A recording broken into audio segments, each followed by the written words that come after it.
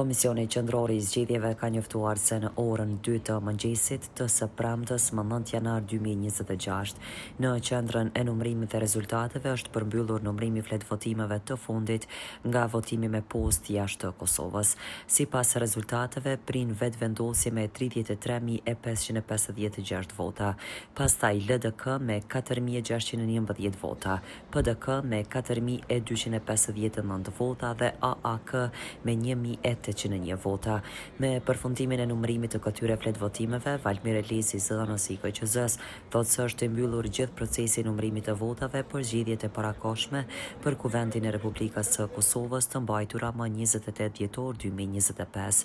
Me përfundimin e numërimit të këtyre flet votimeve, KQZ është e gatshme për të shpallur rezultatin përfundimtar të zgjedhjeve të parakohshme të mbajtura më 28 dhjetor, por sipas ligjit për zgjedhjet e përgjithshme, palët mund të parashtrojnë ndonjë ankesë në PZAP lidhur me administrimin e numërimit në QNR brenda 48 orëve nga ndodhja e shkeljes së supozuar.